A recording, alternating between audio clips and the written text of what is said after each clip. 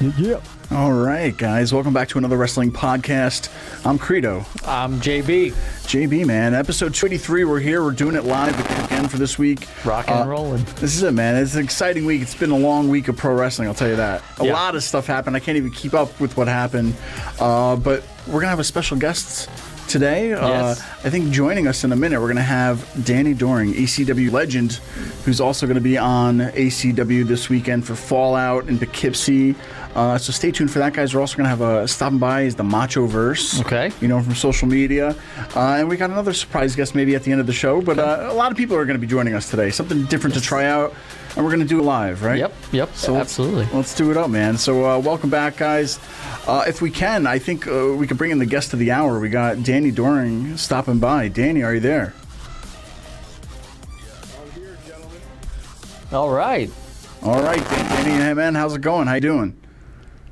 I was doing a lot better until I realized just a few days ago that this particular show, Fallout, is on a Friday. But then again, at least it's good because I get to New York a little bit earlier, especially Poughkeepsie, and get out earlier and maybe even actually enjoy my weekend, because once I'm in that godforsaken town, it's not enjoyable. That's it, man. Yeah, you said it right there. Friday night, 7:30, Poughkeepsie, New York. The return of ACW, Awesome Championship Wrestling, is coming back to the MJN Center for Fallout. Danny, man, you know, at first when your promo came out about this show, you didn't really have an opponent. Can you tell us a little bit about that? Are you still a little bit upset with ACW management, I guess, not really giving you an opponent right away? Well, I mean, it's been par for the course since I've been there. The first show, I had no idea what to expect. The second show, I thought I was going to be in a nice tag match. All of a sudden, I'm in a Falls Count Anywhere, bring any weapon you want to the ring, kind of street fight. I'm a wrestler. I'm not a street fighter, So now I ask for an opponent, and then, it's just the way it goes with office or management over there, where I feel like they're slighting me, singling me out, or whatever they're doing. Throw any kind of curveball you want at me, Danny Doring's going to knock it out of the park, and that's just the way it is. Sure. It doesn't matter how many of the Poughkeepsie porcupines don't like what I'm about to say, but that's the way it is. That's the fact of the matter. Well, you have a very unique perspective on this because you were in ECW, which was very active in this area, as you mentioned, and then now you're with ACW. Are there any parallels that you see with two kind of, I don't want to say indies, but they're two really big upstarts with ECW and ACW? Do you get a similar vibe whenever you've been there, or do you just feel like that it's just another locker room for you? No, I will say, I'll give the devil their due. This promotion is coming out of the gates, and they're coming hot. I mean, at the production, the way it's up, the crowd, the building is filled. It's filled with idiots, but it's filled every time we're there. So I can't say enough great things about the product, the way it's going. It's just the way that I am personally being slighted, or not. My returns, not my phone calls, emails not being returned is my problem. But as far as ACW, Awesome Championship Wrestling, the product, full throttle. This place is, I have a lot of other adjectives. I won't want to curse on your airways, but this place is effing great. Sure. Now, after you posted your promo, though, we did get a response. Parker Boudreaux accepted that kind of a challenge, so he's stepping up to the plate. So you're going to be facing him. Do you have any knowledge of Parker and what he's been doing over the past few years? Hey, Steve, I think we have a call on the line right now. All right. Oh. A little rare. Yeah. Hello. I want Poughkeepsie porcupines. Could be. Hey, call, are you there? Hey, call. Oh yeah, I'm here. Hey, Parker's I'm on. here. Well, speaking of the devil, I mean, so your opponent for this Friday is joining us right now, Danny Parker. Thanks for joining us, man. What's going on? Oh, it's an honor, man. I just got back from Japan for my 5th tour with GLEAT. I've been very blessed to stay in the dojo each time over there. I'm learning a lot that I've really needed to learn to excel as a wrestler. I was in Mexico with Jeff Jarrett last year, which I need to be in those chaotic environments and 20,000 people throwing beer at you and, just people going crazy. But now with Japan, that's like a dream for me. I grew up, watching Steve Williams and Terry Gordy and all Japan Japan. You know what I mean? So that's like going over there constantly now is just a blessing. So I'm feeling good, man. I can't complain. Now, as we mentioned, we have your opponent with us also, Danny Doring. What are your thoughts going into this match? This is someone that you've never wrestled before, so this is a veteran in his own right. What are your expectations for this match at ACW on Friday? Are you talking to me? Well, I mean, whoever wants to take this is a big deal.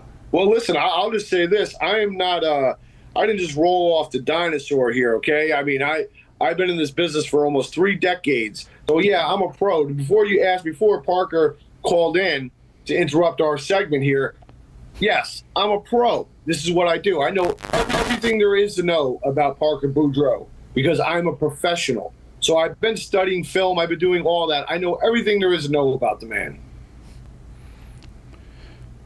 Parker, what do you have to say about that?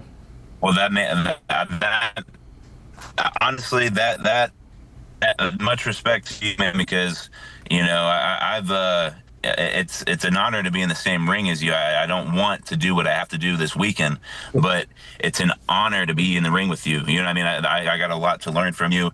You've done this way more than me. You've been probably way more places than me. So I just can't wait to just show you what I have and what I've been working with every single day, because I don't think anybody's worked harder than me right now in the United States. I truly believe that. Listen, man, that's a humble approach, and I do appreciate it, but I also do realize that I already have a weakness in you because you've been dropping names on your foot since you got on the interview. So I already know to attack that. My problem is you said you don't really think you feel bad about what you're about to do to me.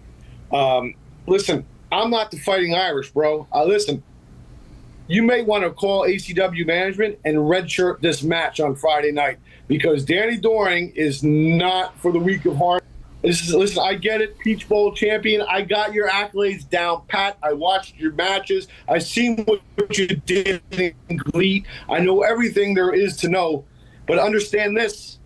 I am like nobody you've ever been in the ring with. And your learning process is going to get accelerated. You're going to learn more in those 8 to 10 to 20-minute match with me this Friday night than you've learned in your last 4 or 5 years or whatever it is of being in this business.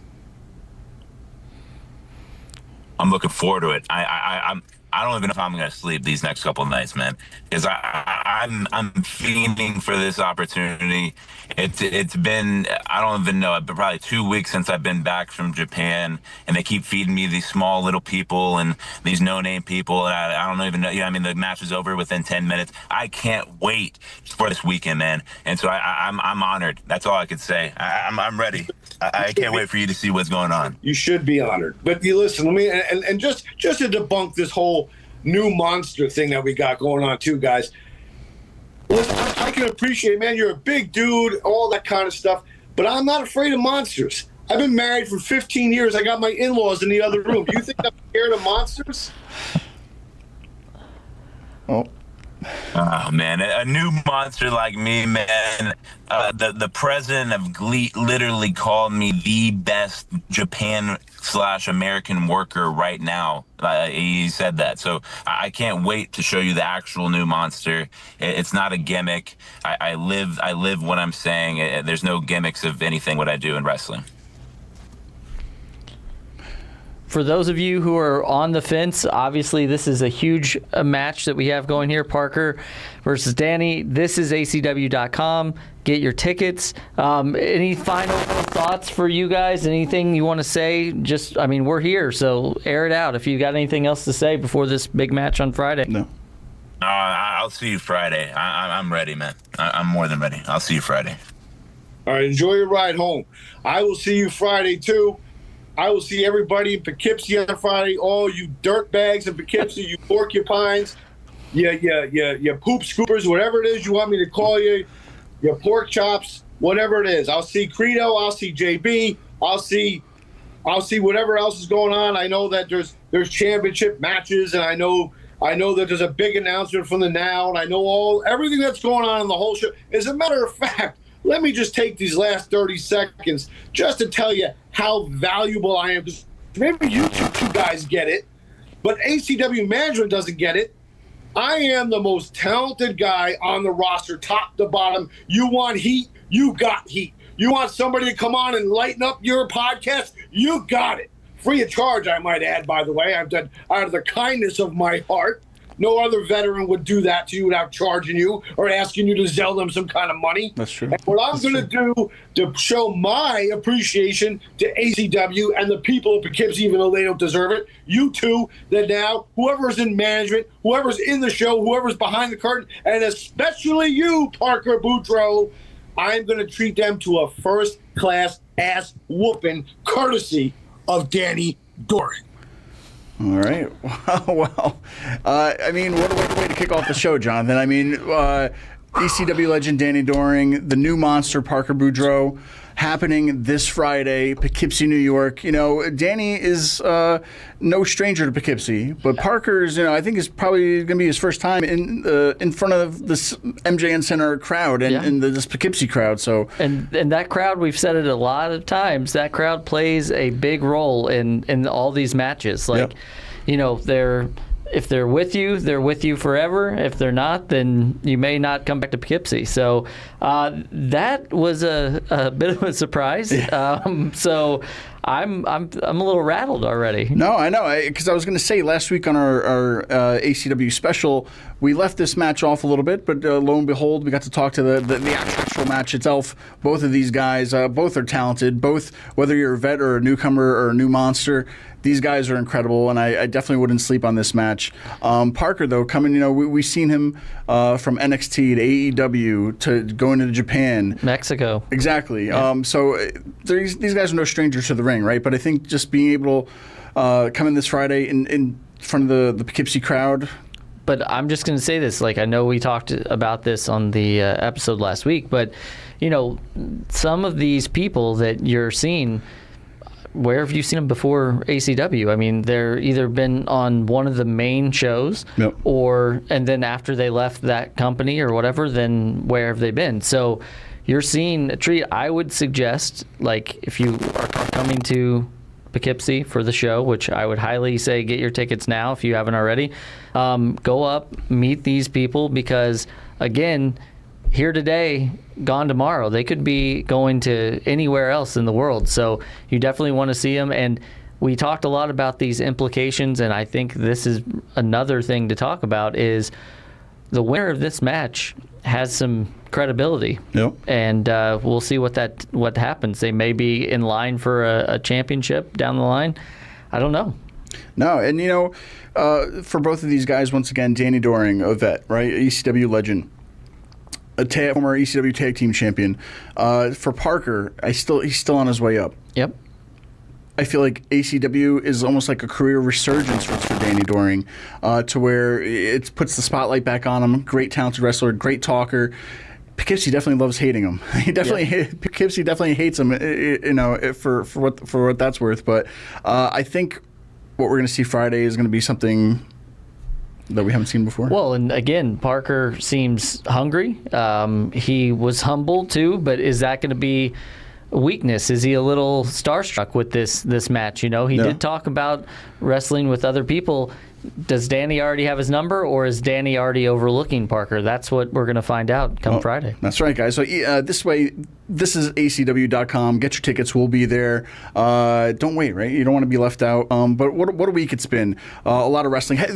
Besides wrestling, did you see Superman yet? No. Did you see Jurassic Park yet? No, I didn't see Jurassic Park. Well, so we got Fantastic Four now this week. We could probably finally meet up for that one. Yeah. But besides that, let's talk a little bit about AEW. We haven't talked about them in a while, and I think on past shows, we mentioned that we kind of got out of. They kind of lost us a little bit, to where I wasn't enjoying the product that I was seeing, so I wasn't really watching as much. What I saw this weekend, just on just the social feeds, friends chatting, or friends actually went to the show talking to me. It looked like something I want to tune into again, right? So I feel like they threw out the line, they hooked me a little bit. I still have yet to watch it. But I mean, like, I think it's a good step in the right direction, if you will. I think what they're doing right now might be a step in the right direction. And for them, All In Texas has set a record as one of the longest pay-per-views ever. Yeah. It says it ran for 6 hours plus 2-hour pre-show, making it the longest professional wrestling pay-per-view in history, surpassing WrestleMania 35, by the way. Yeah. So, I mean, sometimes maybe longer isn't always better because that's a lot of time to dedicate to just watching pro wrestling matches. But what do you think about that one? I mean, I think that AEW obviously has their core audience, and I think that everybody who was at that show, for the most part, was really hyped about. We saw a lot of big returns. We saw Daniel Bryan come back, Juice Robinson, Darby Allin. He came down Yep. from the ceiling. A lot of good things, and I think for the first time in a long time, it seems like most of the talent in AEW are A, firing on all cylinders, and B, it feels like they are, for the first time in a long time, a cohesive locker room. And, there's a lot of wrestling out there right now, so you have to decide what you want to look at and what you want to spend your time. Top to bottom, I think that there were some real highs, and I think there were some lows. I would definitely say that the fork in the head? Well, I mean, yeah, that's not necessarily my cup of tea, but also there was a spot, and again, somebody out there is going to yell at me for this, but it was this exchange between the Young Bucks and Will Ospreay and Swerve, where everybody kicked everybody in the face. 2 Canadian destroyers, they just popped right back up from it. Like, I understand that we've seen everything in the world and we all know it, but for me, it takes it out a little bit, because I remember the first time I saw a Canadian destroyer on TNA Wrestling, Petey Williams, shout out. I thought it was I did not know how that person was going to get up from that. And so to see 2 Canadian destroyers, super kick after super kick, and then they just all kind of pop up, so for me, it loses me a little bit. Yeah. But there was plenty of other things that were good that were happening. So I don't do the star ratings, I don't do the grades or anything, but I think it was pretty good for AEW. I think. No, it's hopefully a step in the right direction. I do want to bring up though. I have a good friend Gary, I worked with for years. His son is actually getting into wrestling. And I wanted to bring this up because I asked him to give me a few takeaways from the AEW show. So long story short, he doesn't know wrestling. His son does. So he's getting into it for his son. His son just graduated, I believe, and this was a graduation present. It was either go to SummerSlam or go to AEW in Texas, All In. So they went down to Texas All In. And, his son's still young, just getting ready for college or whatnot, but once again, this is from an outsider who doesn't watch wrestling. This is what he said, just from everybody who always watches wrestling, their point of view. This is from somebody who's just getting into it because his son's watching it. He said it was a big bang for the buck. It felt like an established event, not a startup. Now, take this from a guy who doesn't know AEW like WWE. He knows WWE, but not so much AEW. So when he's saying that, that's what he means by startup, to where it's not as familiar to him that it is with WWE. But he says his son follows more promotions than the alphabet. He was impressed by the card. He already knew a lot of the wrestlers. His son did. He said it was a great crowd energy. Everyone was really into the night. The little kids really looked excited to be able to get up close with all the wrestlers before the event, and even during the matches by the wall. And, he just said it was an amazing night. And that's somebody who's never been to an AEW show. Sure. So as an outsider looking in, that's what some of the people who've never seen it or don't know anything about it are saying just from going to that event. So once again, a step in the right direction for them. But, it's almost like, people are saying with this show on, because there was a lot of wrestling on this weekend. Yep. With this show, was WWE's Saturday night main event intentionally timed with All In, and then they also had WWE NXT, the Bash at the Beach, or the Great American Bash. Yeah. Hey. It's still American, it's still summertime. Yeah. It's a bash. But no, so some people are saying that the war is still going on, the wrestling war, if you will, to where is WWE intentionally putting on shows when they're the competition, if you will, is having their big shows? Sure. Or is it we can't look at it like that because at the end of the day we still have to run our business, and whether it's this Saturday or next Saturday, I'm sorry if it's interfering with your event, this is when we need to do our event kind of thing. I don't know. Listen, I think it's no different than any other closely related business. Like if you look at a while ago, I mean, I'm probably dating myself now, but like Wendy's was like tearing up Twitter, like making fun of McDonald's and Burger King and all that. And I mean, if we go back, just turn the clock back a little bit, the war, WWF at the time versus WCW, like that was kind of, I don't know that AEW's there yet, but I do think that it's smart for both companies to kind of, you know, I don't love when they like someone sabotages specifically, you know, but I do like the idea that, yeah, you get to decide. When you go to the grocery store, there's 100 aisles and there's a million products. Like, you get to decide which type of peanut butter you get. Like, yeah. So if you like WWE, that's great. If you like AEW, that's great. If you like a little bit of both, that's great too. I get the really passionate, like, you know, tribalism. I understand that, but I do think at the end of the day that just like what you like, and that's it. And I think that now more than ever, with streaming services and all these places getting a lot of promotion and stuff, now's again we're rapidly approaching a very busy time and another golden age of wrestling for sure. Sure.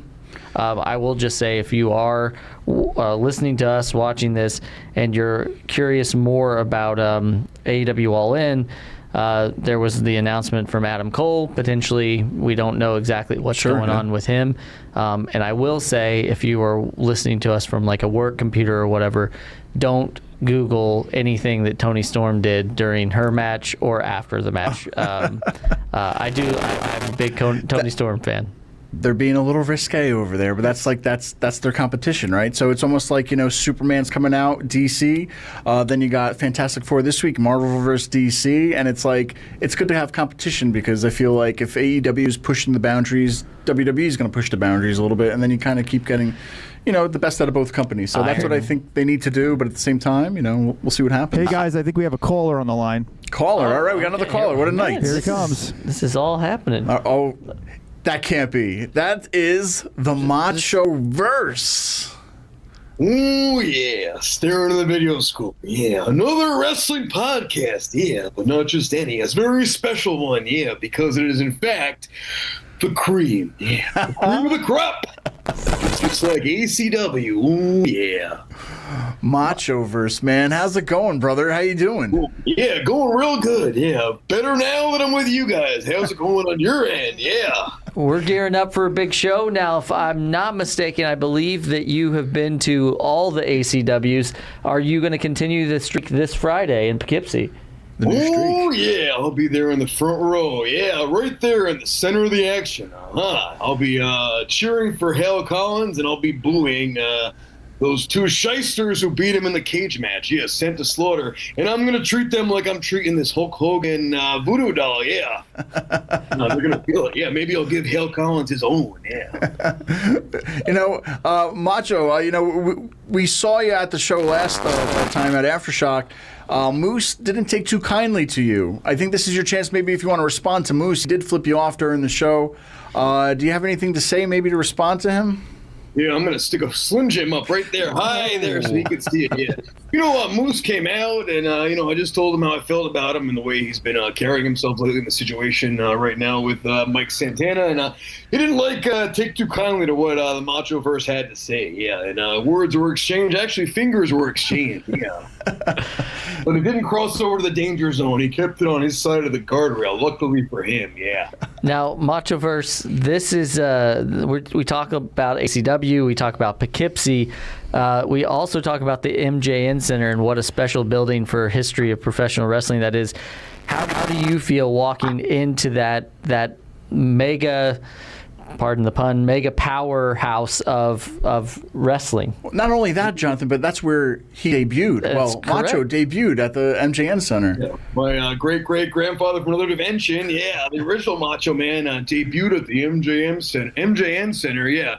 I believe it was July 6th, which commemorates Macho Man Day in the Hudson Valley, in case you weren't sure, Dutchess County, I believe. Yes. Yeah, so that was a big deal. You know, they gave him Miss Elizabeth. They had a tryout for the best manager. And at the same time, growing up as a little macho maniac myself, I attended a lot of ECW shows there where I saw some blue-haired freak in the front row, and that was Hale Collins. Look at him now. Yeah.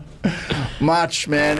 So we gotta understand. We gotta know. Like, is this is 24/7? Is this your life 24/7, or how does it feel to live in the footsteps of the Macho Man every day? Tell us a little bit about maybe how you got into this and how you're continuing this. Yeah, so I always loved Halloween, always loved Macho Man, but one day a year was never enough for me. Yeah. So actually, the roots kind of happened in Poughkeepsie. Yeah, I was doing a parody thing called the Macho Man. Yeah.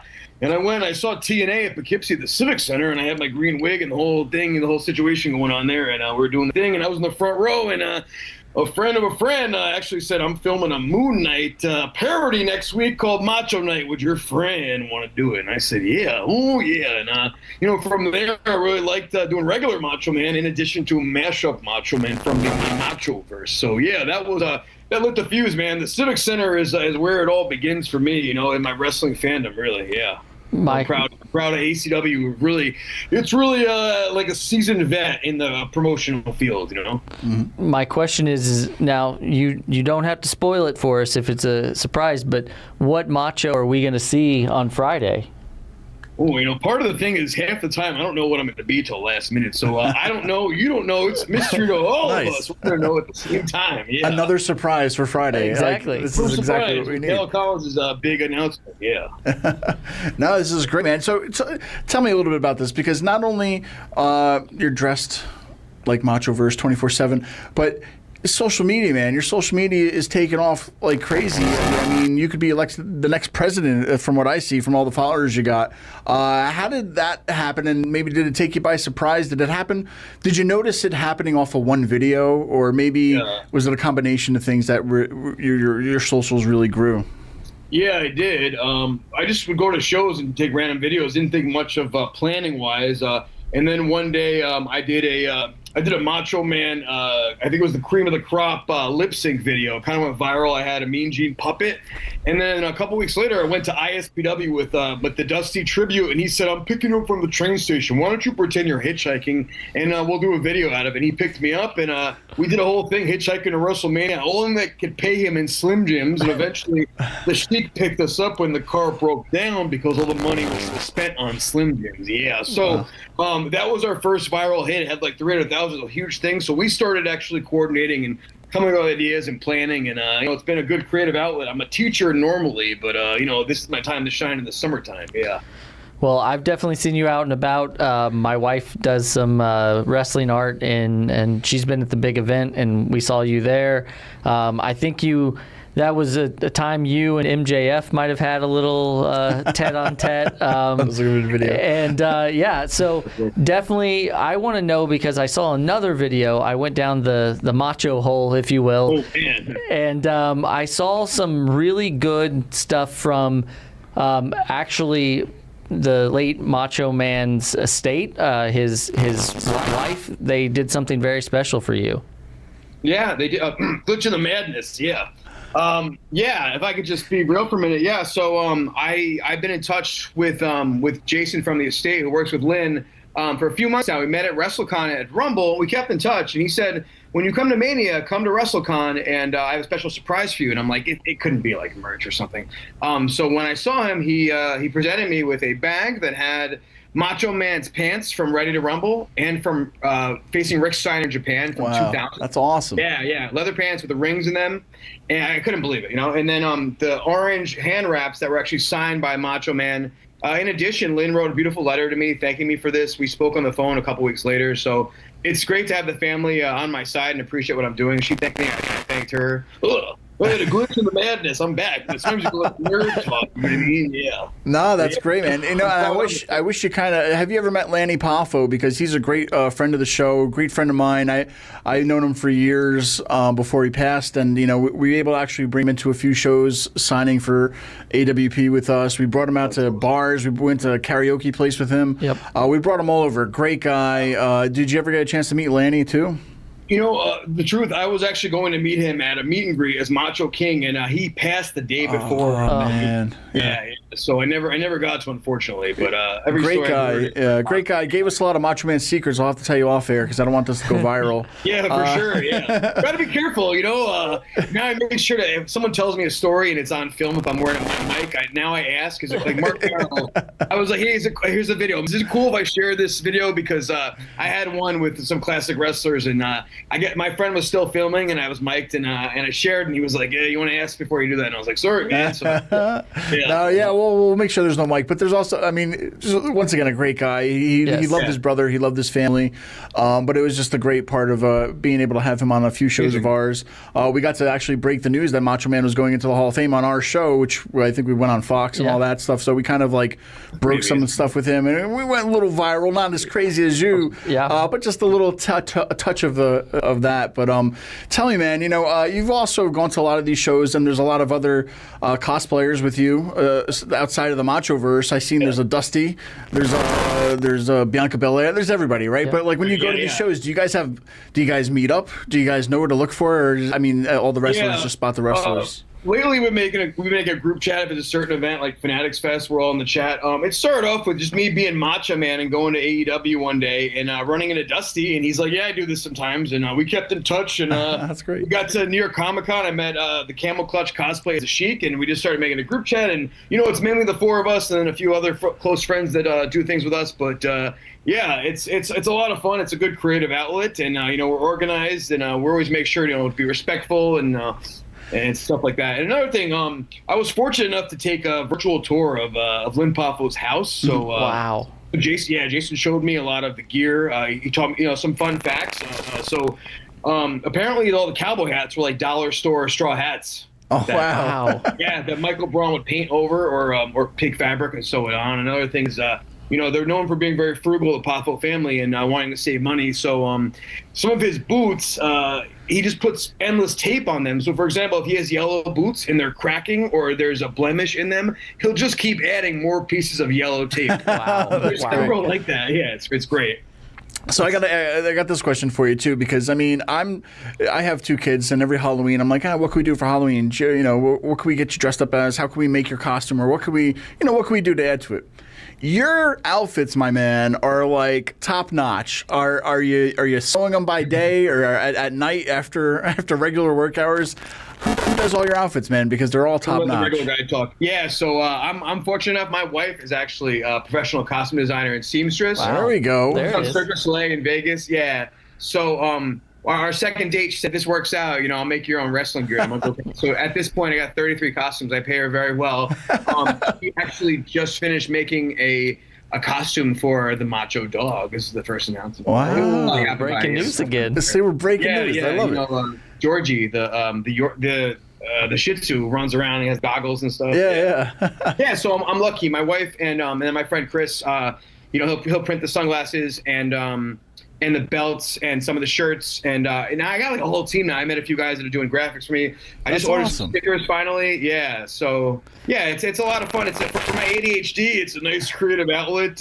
Because regular improv I wasn't good at, regular acting, but like Macho Man's all over the place. Yeah.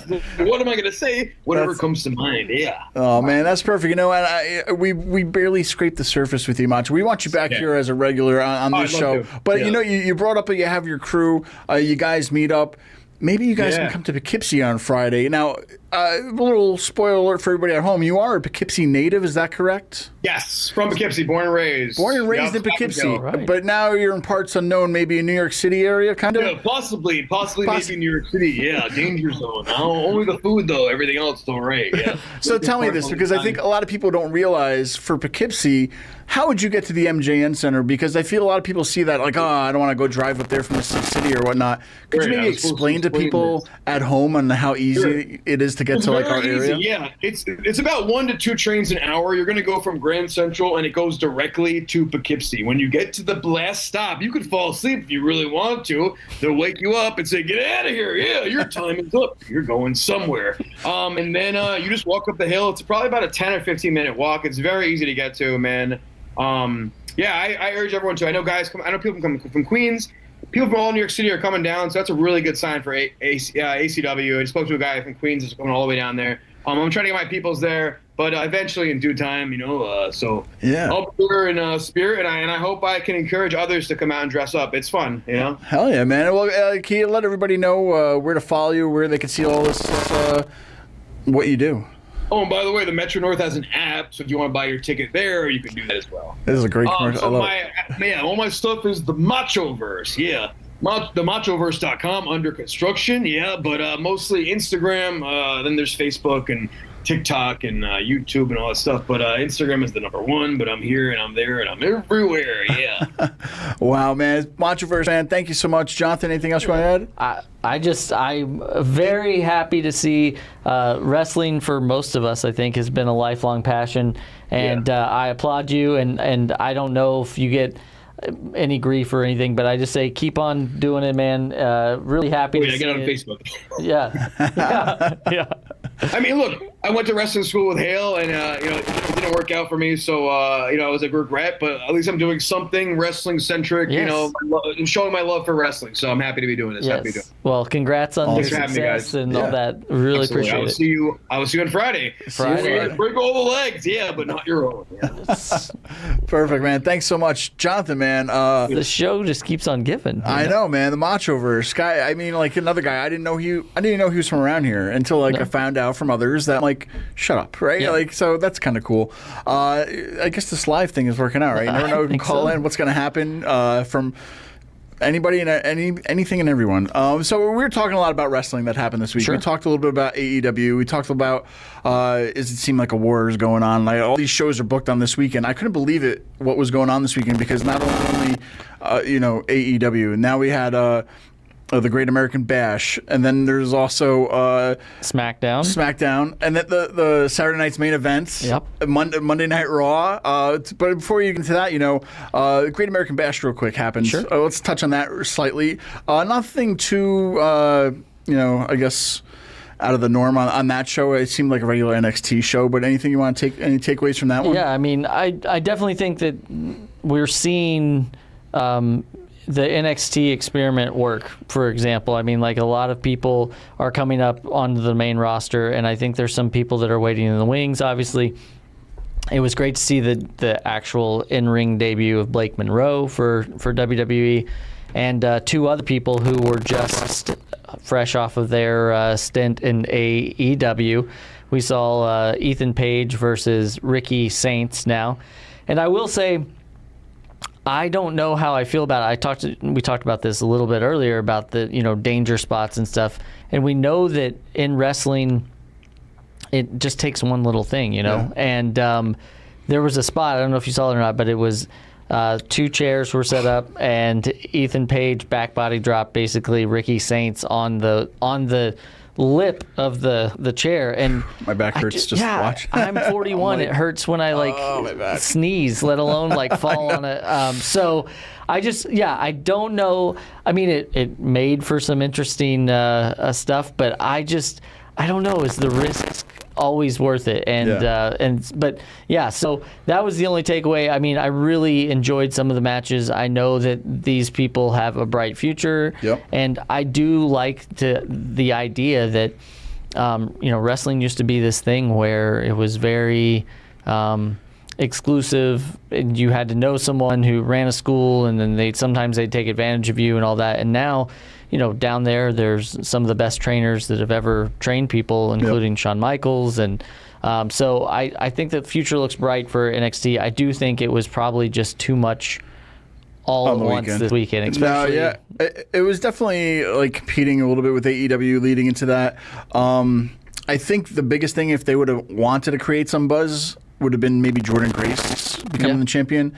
And I thought that's what was going to happen because I feel like they built to that moment to where, nothing against JC Jane, to where she's found herself outside her own in her own group, to where she was kind of like the outsider in her group. Now she's like the leader of her group. Yep. But for Jordan, coming from TNA and this whole TNA experiment with NXT, finished her contract with TNA, then is in NXT, and I thought that transition there would have probably put her at the forefront to get the championship this weekend. Sure.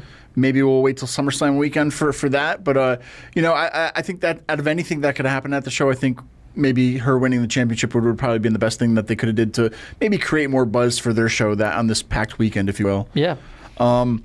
But no, once again, there's been scheduling against. I feel like people are saying WWE's been scheduling against AEW pay-per-views. It's been driving a lot of criticism. Are they doing it on purpose? Or are they just doing it because, well, that's the only weekend they can do it?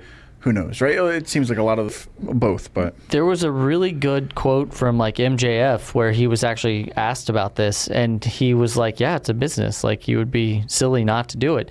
I think the only thing that probably makes people mad is when like WWE would potentially try to deny that that's what they're doing, you know? And so if everyone knows the rules, everybody's coming clean about it, iron sharpens iron. I think that this is only going to help us as viewers because, again, we talked about this a little bit off air. Maybe we don't love the blood and guts of AEW, but there may be something there that we like, and it may be the same thing. A lot of people are talking about how WWE is kind of on cruise control right now because they're making money. They do like 4 matches a pay-per-view, and then that's it. So I mean, I think that it's gonna force some sort of revolution, some sort of whatever, and we kind of have an open door policy for every company right now. You see everybody from TNA to AAA to, in New Japan and all these different companies. And really, we're at a time where anything can happen. And I think that really is good for all of us. Are you ready for this, Jonathan? Because I feel like this is almost like a "This Is Your Life" kind of episode. Okay. Now we've had 2 professional wrestlers. Yep. We had the Machoverse. Sure. And now, Jonathan, we're going to dig a little bit deeper because we're going to talk a little bit about Evolution that happened this weekend. But I thought, who better to talk to than somebody who might have went to the actual show itself. Okay. So, right. Jonathan, we have joining us right now, I believe she's out there, Mary. Are you there? There she is. Jonathan, who is this lovely lady? So, believe it or not, this is the first time I'm seeing this person in quite a while. This is my wife, Mary. Mary went to Evolution and left me in the dust this weekend. I did. I'm sorry, but I had to go. I couldn't miss it. Awesome. Well, Mary, thanks for joining us. I thought, we were talking about everything that happened this weekend with wrestling. If we got some maybe first-hand accounts of the actual show for Evolution. So since you were there, maybe can you take us back and just tell us a little bit about the show, maybe getting there, what your thoughts are, maybe your favorite match out of the night, and maybe just being there as a lady. This is an all-ladies show, if you will. I was actually at the first one years ago. I covered that and thought it was a great show. But tell me, what did you think about this year's, and do you think we're going to have an Evolution 3 maybe down the road? Yes, and I think it'll be a lot sooner than the gap between the first and the second one. But it was a dream come true. First of all, so excited to be making my AWP debut. Just want to say that, and on the same show as Machoverse. So I'm like a little. You got big shoes to fill. So tell us, what impression are you going to do for it? No, just go. But yeah, it was just a blast. It was so many, people who all appreciate, not just wrestling, but women's wrestling, obviously. It was so fun to see, there's always going to be people there who it's their first show. And for this to be someone's first show, I thought that was just made my heart so full. I brought a friend who it was their first show, and oh, nice. Getting to do all of the chants and everything. Mm-hmm. And first time in my fandom, which is shorter than the both of you. I'm a relatively new fan, but for me, it was the first time I heard the chant "women's wrestling," so that was awesome. Nice. There was, I would say, my sign of the night was someone who I don't know if you saw it watching at home, but someone on the floor had a sign that said, "I got lost on my way to the Beyonce concert." Yeah. And you had what said, were you gonna say? You had said that there were a lot of things happening in Atlanta, and one of those was several Beyonce concerts. Yeah, we were right next to that venue. So on our way to, waiting in traffic for the parking, it's just a sea of people. It was a mix of people dressed up as cowboys and people wearing wrestling shirts. And then we went one way and the Cowboys went the other way. Nice. So I want to ask, because literally you got in this morning. Oh, no. And we have not really got to talk about your experience or anything like that. So Another AWP exclusive, so we're getting the first-hand account of. Absolutely. So Mary and I have been to a handful of live events. We've been to our first one, believe it or not, was the MSG after Christmas show. Sure, yeah. Our mutual friend Brian Chairs had gotten tickets and gave us tickets for that. So we went to that. It was kind of like a house show. Mm-hmm. Then Mary, a couple of years later, got. That was before I really was watching too, so I didn't really know what was happening. Yeah. So Mary then got us tickets for Brooklyn Barclays Center Raw. It was the one where Seth Rollins came out in the big red Goomba stomping boots. And then we went to, was it WrestleMania after that? Was that the only? Yeah. And no, we went to the house shows. No, we went to a couple of house shows in Westchester County Center. Then we went to one Raw in Hartford. Mm-hmm. And then we went to WrestleMania. So basically my point is, long story short, where does Evolution, and my feelings are going to be hurt probably either way, but where does Evolution rank on all those shows that you saw? Oh my gosh. All right. Well, the excitement at a WrestleMania is like, you can't match that. Like being there, we're next to people from all over the world in the seats. But I don't know. For me, Evolution was might have been just above. All right. Because that's what I'm passionate about. If you can't see behind me. Yes. So it was just heaven. Like I said, the Battle Royal from the first moment, everyone, like the crowd was so hot. For even the littlest things, people were going nuts. So by the time you're getting your like Jade, your Naomi, not to mention Rhea and Io, it was just nuts. Everyone was getting so much love. There was a group of guys down like along the aisle that started the "We Want Charlotte" chant, and I've heard that like that's been noticed on other podcasts that I listen to, and who knows if that'll kind of like keep that momentum going. And who is this person? Wrestling podcast going to Lent? You've created a monster, Jonathan. She is not in the nicest way, the new monster. We had the new monster on earlier. We did. But now you got the new wrestling monster on. But no, Mary, so tell us a little bit about this, because I've seen you at conventions too. Tell us a little bit about what you're doing with your own art and selling it in the wrestling world, because I think it's fantastic what you're doing, and it's awesome for any other fan to check it out. So please plug where fans can check this out. But explain a little bit about how you got into this and what you're doing. Yeah, it started just from like most of us, I don't know, hyperfixation or a little bit of ADHD. And I was like, I had an idea in my mind. I wanted to make art of these people who inspire me.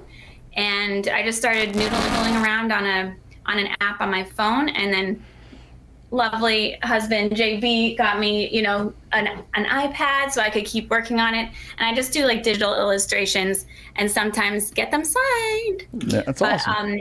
So I have an Etsy shop, not so much of the art, because I'm trying to like respect the copyright and all that stuff, but I make my own original designs too for like t-shirts and stickers and stuff like that. What is cool. That? It's called BonkerDolls.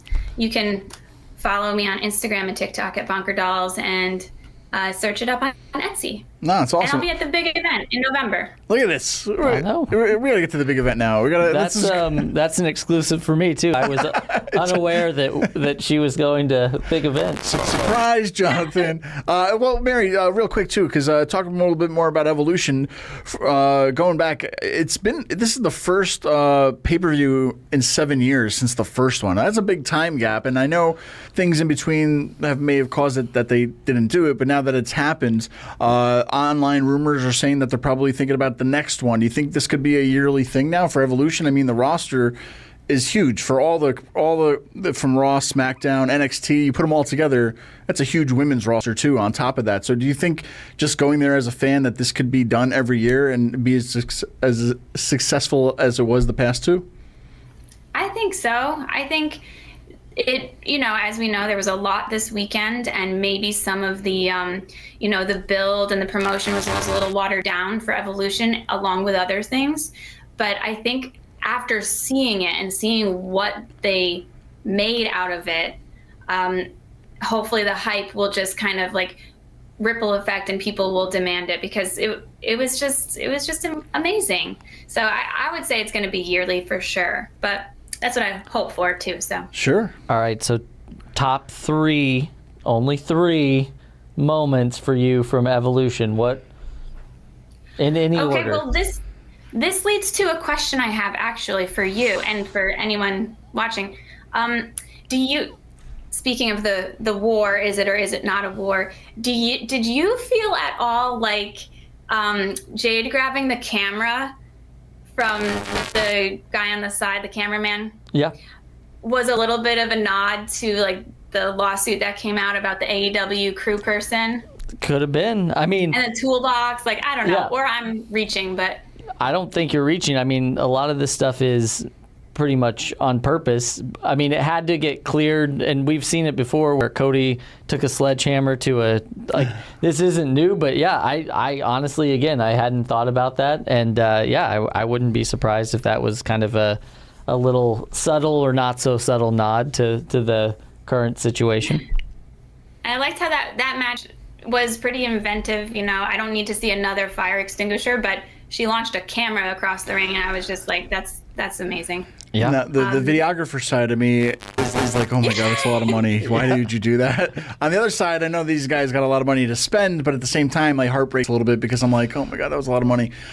Each time, especially when they throw the monitors on the ground before they get going through the tables, I'm like, if people only saw the price tags when those things go on the ground and break. But two, about Evolution, Mary, I think the biggest thing that happened there, out of all the matches, I think, was when the cash-in happened, right? So when Naomi shocked the fans by cashing in her Money in the Bank, she lost earlier in the night. But to cash in, to see an actual cash-in, what did you think about the energy? And now keep in mind that I put this back to when Naomi came back, because she took a little leave of absence, if you will, where Mercedes Moné went to AEW. She went to TNA for a little bit, came back from TNA. And when she came back, they didn't really roll out the red carpet for her, if you will, but they kept her in a good spot. And now to keep her kind of like in this spot moving forward to now she's a women's champion again. Do you feel like that this was a great moment for her? And are you a Naomi fan by chance too, just seeing her over the past few months? Because they're making her a heel, but I feel like she doesn't have the personality as a heel. Like, she's too friendly. But I get what she's still keeping it badass. But what did you think about the cash in? I think more importantly about this, and your thoughts on Naomi being the new women's champion too out of this. I love it. I think she's just going for it. Like, I heard her talking about how, like, we all have different sides of us, and some things will make us go crazy. So maybe she's not a bad guy, like she's not a bad person, but she may have some moments where she's going to snap and, intimidate you or, throw things at you or whatever. So I love it. You're right. It's just, she's like supposed to be a heel, but it's one of those heels that you love. And I thought it was amazing. How was the crowd that night? Was the crowd electric for that cash in, or how was it being there for that moment? They knew she was going to cash it in. It was awesome. People were already so excited just to see her when she came out the first time, and then when the music hit again, and you're hoping, please not be another tease, because we've got so many of those with like Tiffany Stratton. Yeah. But when it happened, everyone was just like jumping up and down. It was very exciting. Now this is your second cash in. That's right. We got to see Damien's. Yeah, at WrestleMania 41 in Philly. 40. Sorry, I'm 41. Which one did you like better? This one. Oh, okay. All right. Just checking. Go ahead. My number one moment. Okay, well, I can't rank them, but one of the best moments too is when, if I can brag, was when Naomi, or was it, I forget if it's Jade that got thrown into the monitor, and like it sparked and smoke went out, and like I shouted, "Attention to detail!" and everyone in my section just cracked up because that was just so funny. That's great. You should have stayed there. Now, Mary, there's a few other things that happened this weekend. I don't know if you caught it, but stay with us while we kind of wrap up this the second live show of the year for us. Sure. But episode 283 for the keeping score at home. Right? Yeah. But other things happened this week. I don't know if you saw about it yet. I do want to kind of ask you guys your opinions on it. But a big thing coming out of this weekend is one, Bill Goldberg has retired. His last official match was on Saturday night's main event. Nothing too extravagant. I mean, it was a typical Bill Goldberg match, especially listen to you, Bill Goldberg. You are the biggest Bret Hart fan, and it shows. Bill Goldberg. It's Goldberg. Goldberg retired. All right, Goldberg. Unbelievable. Well, okay, Goldberg retired, but I think coming out of this, he actually was on a podcast recently, and I don't think he was even happy with how it ended.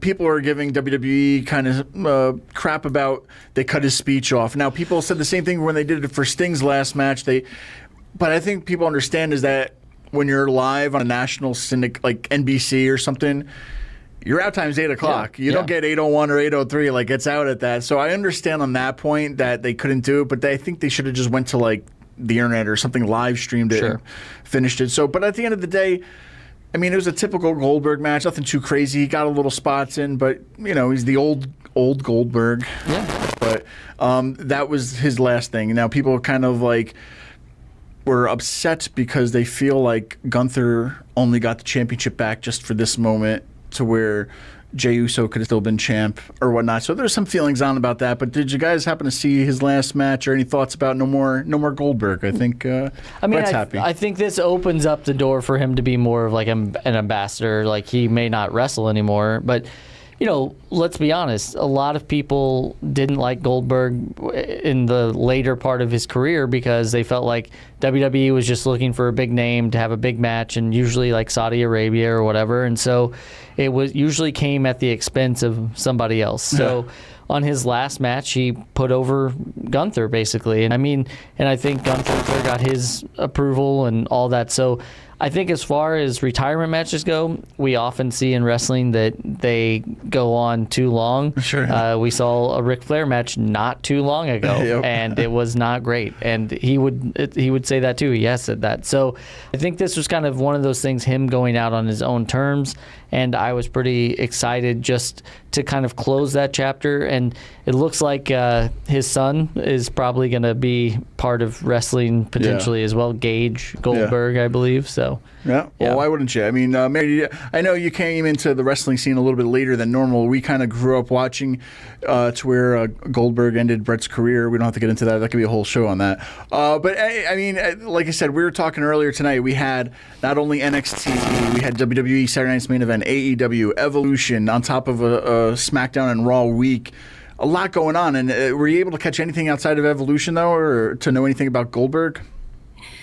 I mean, I was aware of it from watching over the last couple of years. I have heard the anticipation of, wouldn't it be great if his last match was versus Gunther? And but I did not catch it. I was driving because of my last minute planning for this trip. I missed Saturday night's main event, and I missed Monday Night Raw. But got a lot to catch up to. If it was something that the fans could enjoy and feel like he had a moment where everyone could celebrate him, then that's the right thing. Mm-hmm. I feel bad that it got cut off a little bit. It's good to hear from another fan's perspective too, especially new to the game, if you will. But lastly, I think one of the things to talk about on top of this whole action-packed week, if you will, not only are we going to ACW on Friday, guys, Poughkeepsie, New York. One last plug. This is ACW.com. Make sure you go get your tickets. But on top of this, Seth Rollins, a major player coming in with his own money in the bank, has been injured.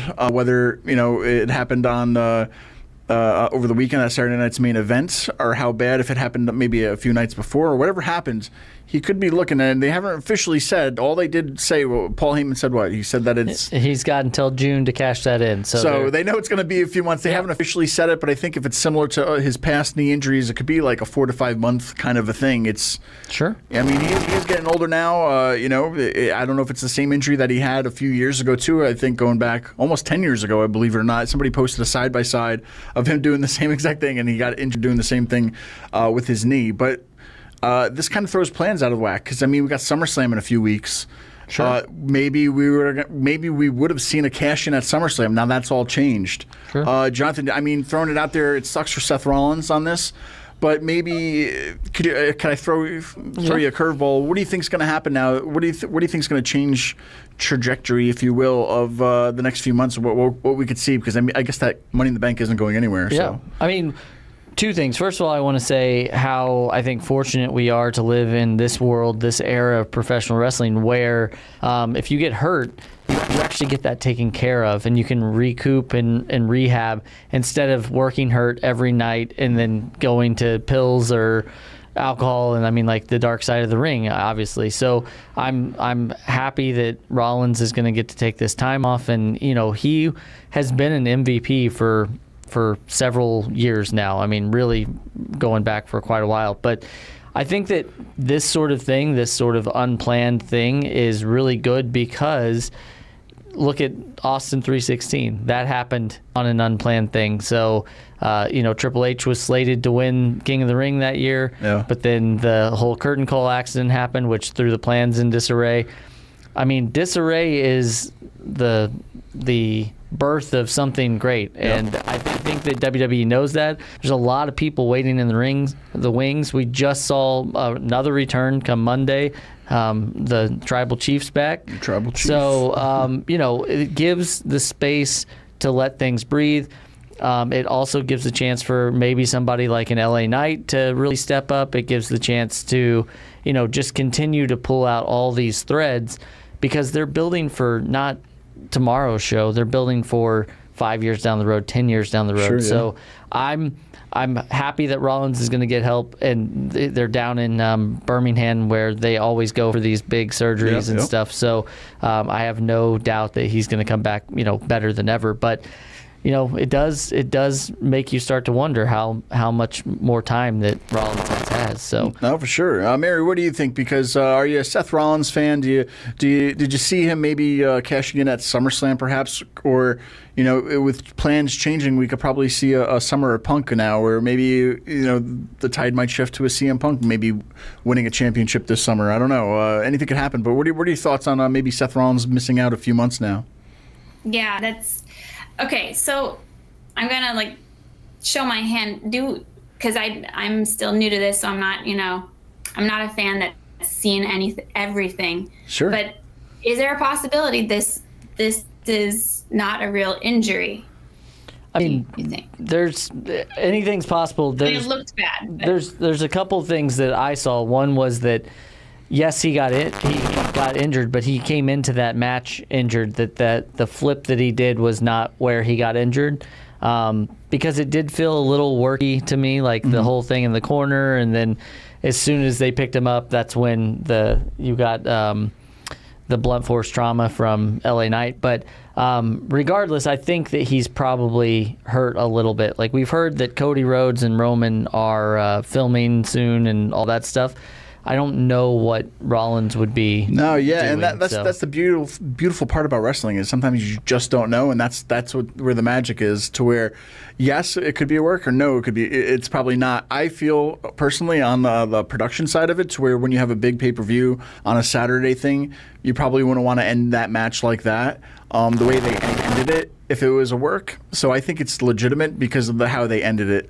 But granted, that could be the thing, too. They want to make it look like that, right? So that's the whole who knows. But I think at the end of the day, it might be legit. And especially with what we saw with Paul Heyman saying on Monday, saying, he can hold on to that briefcase up for however many months after that. So to me, that looks like he's going to be on the shelf for a few months, but he'll be back in time before the cash in has to happen. So, but no, at the end of the day, Jonathan, you know, we talked a lot about wrestling. Mary, thank you so much for joining us. We had a lot of guests on today. A crazy live show for us here. Jonathan, any last words though as we kind of wrap this up? I know we're going to a show Friday. Yes. But anything else happening? I don't know. I mean, Mary, take care of the cats until I can get back. But thank you for joining us, and thanks for coming all the way from. I'll see you in Poughkeepsie. Yes. Awesome. Yeah, this is acw.com. Again, tickets are flying off the shelves, if you will. We talked last time, there is a meet and greet this time. There are specific ACW championship belts. That's the first time. Yeah, there's going to be a raffle for one. Yeah, And so, yeah, I just get out there and, you know, come out and enjoy the thing that we all love. And yeah, that's about all I got this week. No, and if you want to do a podcast just like us, Jonathan, and you're listening to this show, if you're in the Hudson Valley, come on down to Beacon, especially beaconpodcasting.com. You can do what we're doing. And tell Sal from Beacon Podcasting that AWP sent you. Check them out, guys. We'll see you in a week. We'll see you soon. Yeah. Take care, right? All right, everybody.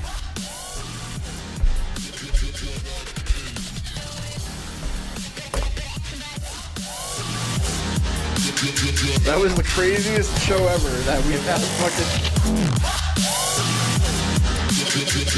fucking...